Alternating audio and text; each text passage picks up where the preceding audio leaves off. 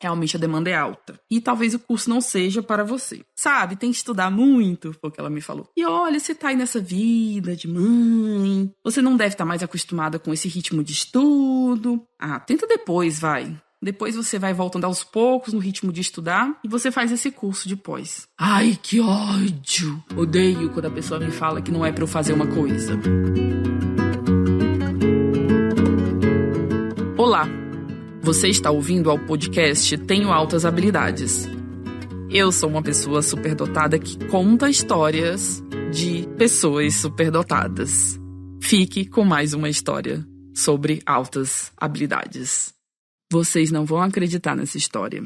Eu, uma vez, fui aconselhada por uma vendedora de cursos de pós que eu não deveria fazer um curso que eu estava extremamente interessada porque eu não ia dar conta. Olha, eu entendo o conselho que ela me deu. E realmente, talvez até poderia ser que eu não fosse dar conta. Mas quem deve decidir isso sou eu. E essa frase, de que eu não vou dar conta, eu já ouvi algumas vezes na vida.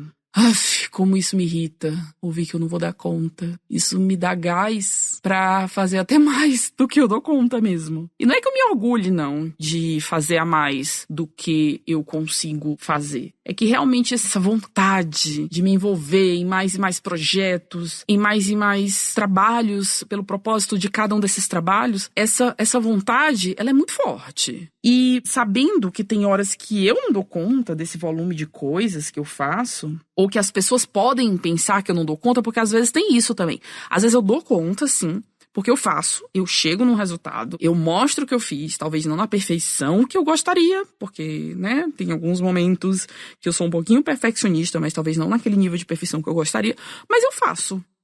O que eu me proponho a fazer, eu faço. E por conta de muitas vezes as pessoas acharem que o que eu tô fazendo é demais, é muita coisa, ou que eu tô querendo mostrar que eu quero fazer muita coisa, que eu consigo fazer muita coisa, e nem é isso, eu faço porque eu gosto, porque eu me dedico, porque eu me envolvo. Muitas vezes eu nem conto o volume das coisas que eu faço, pra não fazer outra pessoa dizer que eu não consigo. Eu não gosto quando alguém diz que eu não consigo. E eu não gosto quando alguém diz que eu não consigo, mas eu também não gosto quando alguém fica me elogiando por tudo que eu consigo. Isso também me incomoda. Eu me incomodo com ser super elogiada por tudo que eu consigo. Mas isso eu vou aprofundar em outro podcast. A gente vai falar hoje aqui só sobre ser podada em ser dito que não vou conseguir. Enfim, não gosto de ser subestimada. Não gosto mesmo. Porque eu, mãe de duas, empreendedora, estudante, empoderada, queria fazer aquela segunda pós.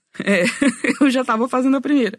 Aquela seria a segunda. Em parte, eu queria fazer a segunda exatamente porque eu já tava ficando meio de saco cheio da primeira, sabe? Já tava começando a ficar cansativo aquelas aulas da primeira. Eu já tava querendo um pouquinho mais de adrenalina, de ver conteúdo novo, de falar com novos professores, de ver gente nova. Ainda que fosse online, então na verdade esse ver seria um ver virtual. Mas eu queria. Enfim, voltando para a situação que me motiva a contar para vocês essa história toda. Eu perguntei para a representante da pós com quem eu estava em contato sobre se eu poderia assistir as aulas gravadas ao vivo em um momento posterior, ao invés de ver tudo, sabe, ao mesmo tempo que o professor tá falando. Porque aí vem o meu estilo de como que eu funciono. Eu sei que ao vivo eu até consigo, por exemplo, tirar dúvidas e conversar e tudo mais. Mas no meu ritmo de vida de agora, eu acabo me sentindo enrolada em aulas online ao vivo. Eu acabo querendo passar para velocidade 2 e não dá no ao vivo, Passar para a velocidade 2. E às vezes, o que eu quero fazer é exatamente poder ter a liberdade de assistir aquela aula no momento em que seja adequado para mim. É diferente se fosse presencial. Não que eu também não tenha esse sentimento de passar para a velocidade 2 num curso presencial. Mas tem um fator interação ali no presencial que diferencia do online ao vivo. Eu prefiro muito mais se for online que seja gravado. E que até tenha alguma interação ao vivo, mas que ela seja pontual, de tirar dúvidas, mas que conteúdo, eu possa ter lá minha aula gravada, que eu possa ir pesquisando em outra aba algumas coisas que estão sendo faladas e por aí vai. Mas o certo é que quando isso aconteceu, de eu perguntar isso pra ela, e perguntei um monte de coisas. Olha, vou confessar que eu perguntei muito.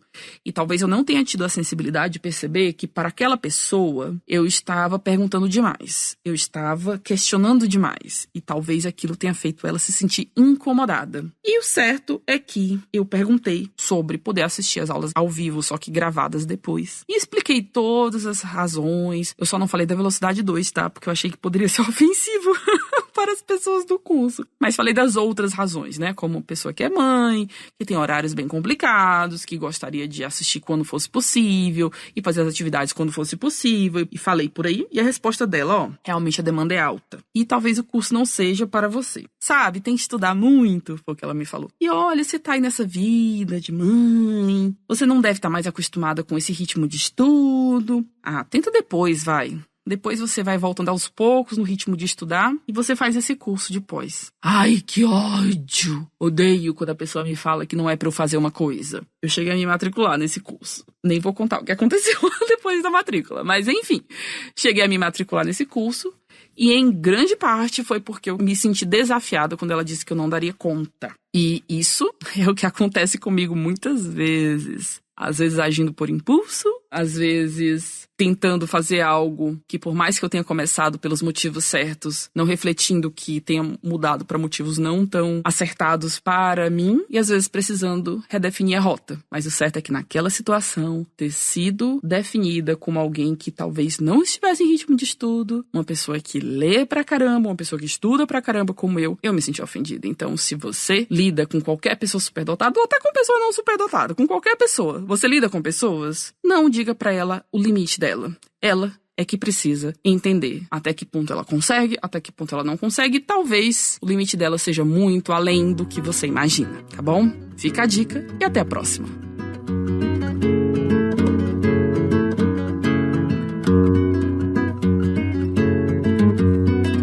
Se identificou?